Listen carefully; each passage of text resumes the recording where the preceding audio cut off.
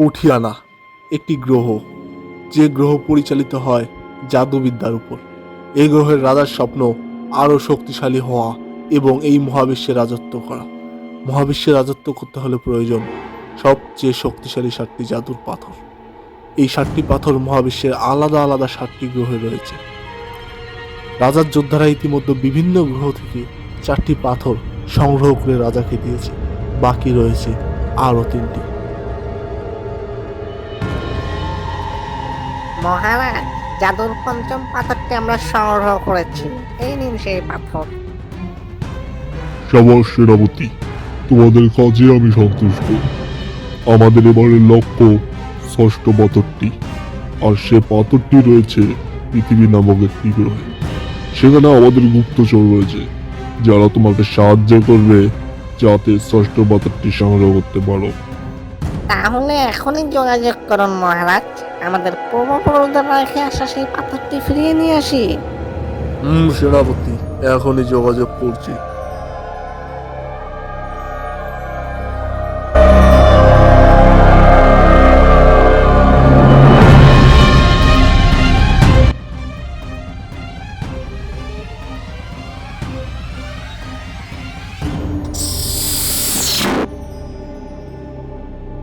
মহাবিশ্বের মহারাজ আমাকে স্মরণ করেছেন, খুশি হয়েছি।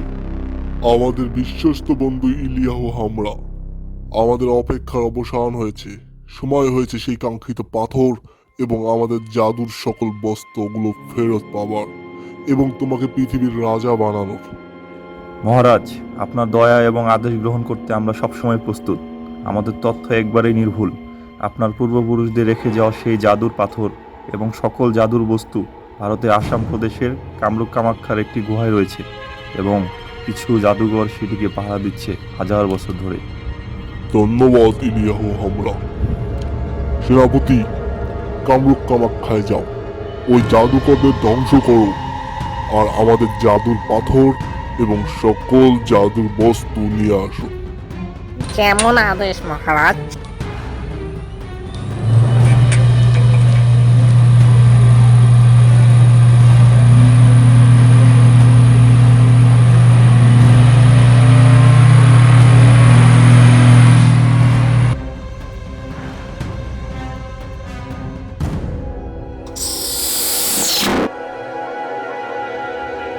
শ্রী অরবিন্দ গুরুজি, কেমন আছেন আপনি? ভালো আছি জনাব আমরাবত। আপনার খবর কি? আমরা 5টি গ্রহে ব্যর্থ হয়েছি অরবিন্দ গুরুজি।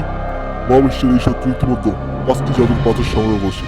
তাদের পরবর্তী লক্ষ্য হচ্ছে পৃথিবী, আর পৃথিবীর এই জাদুর পাথরটি রক্ষা করা আপনাদের দায়িত্ব।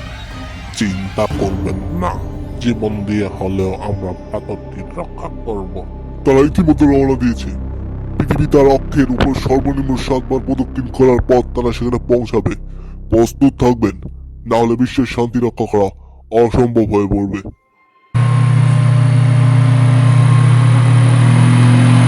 এখন আমাদের প্রয়োজন সেই শক্তিশালী ক্ষমতা সম্পন্ন পুঠিয়ানকে। ওকে ব্যবহার করার দায়িত্ব তোমার।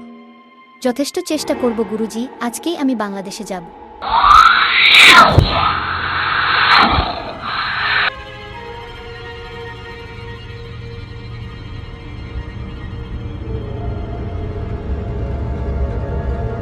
মিস্টার রিফাত, আপনার সাথে দেখা করতে আমরা ভারত থেকে এসেছি।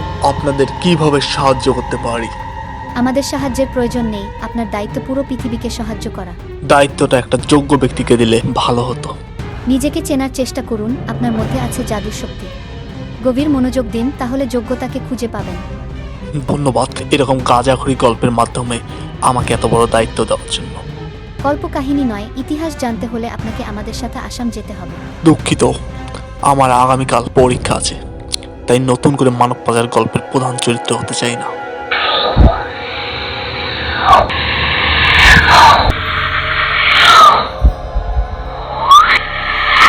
গুরুজি, আপনি তো জানেন ওনার শক্তির কথা ওনার মনে নেই, তাই এ সমস্ত কিছু উনি বিশ্বাস করতে পারছেন না। তাছাড়া শক্তি ছাড়া উনি আমাদের তেমন কোনো কাজে আসবে না। আমাদের নিজেদের যুদ্ধ করে পাথরটিকে রক্ষা করতে হবে।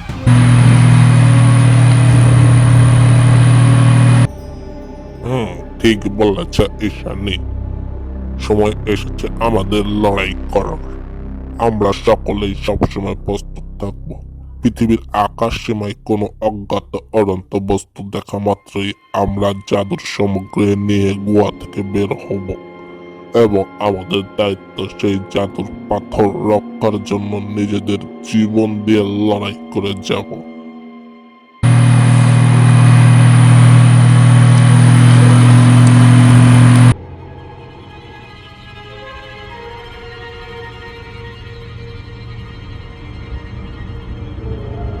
গুরুজি, আকাশে একটি অজ্ঞাত উড়ন্ত বস্তু দেখা গিয়েছে। সেটি আমাদের দিকেই আসছে। সবাই বাহিরে চলো, দেখি ওরা কি বলে।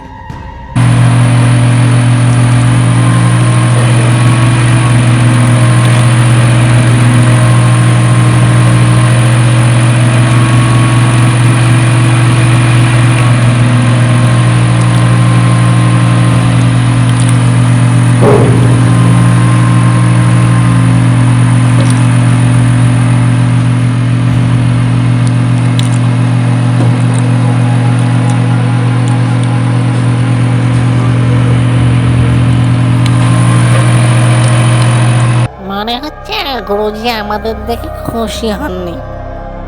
বিনা আমন্ত্রণে অপরিচিত কাউকে দেখে কেউ কখনো খুশি হয় না। তারপরও যেহেতু আপনারা অতিথি, বাকিটা নির্ভর করবে আপনাদের ব্যবহারের উপর। আমরা আপনাদের এখানে খেতে আসি নাই, বিরক্ত হওয়ার কোনো কারণ নেই।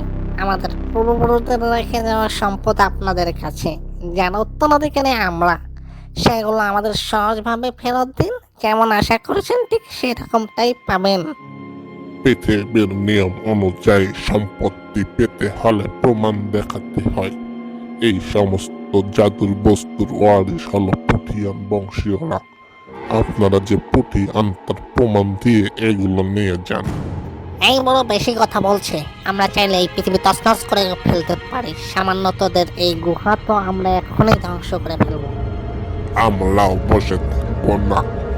এই পাথর আর জাদুর সামগ্রী রক্ষা করার দায়িত্ব আমাদেরকে দেওয়া হয়েছে, যেই দায়িত্ব আমরা 1000 বছর ধরে পালন করে আসছি, ভবিষ্যতেও করব। আর এই জাদুর সামগ্রী নিয়ে যাওয়া আমাদের দায়িত্ব। দেখা যাক কে কার দায়িত্ব পালন করতে পারে। সৈন্যরা, হামলা করো।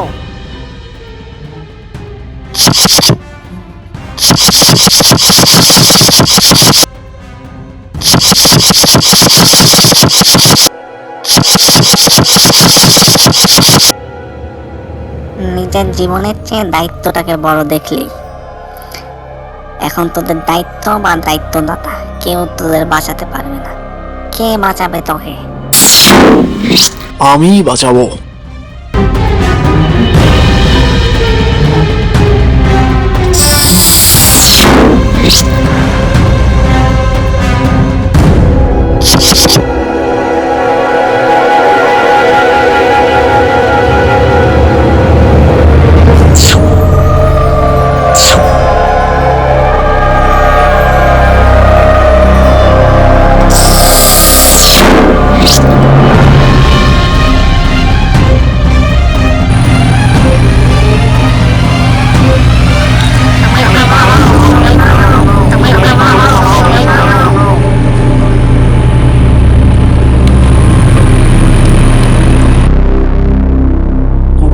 নিজেকে চিনতে পেরেছি, তাই দায়িত্ব পালন করতে চলে এসেছি।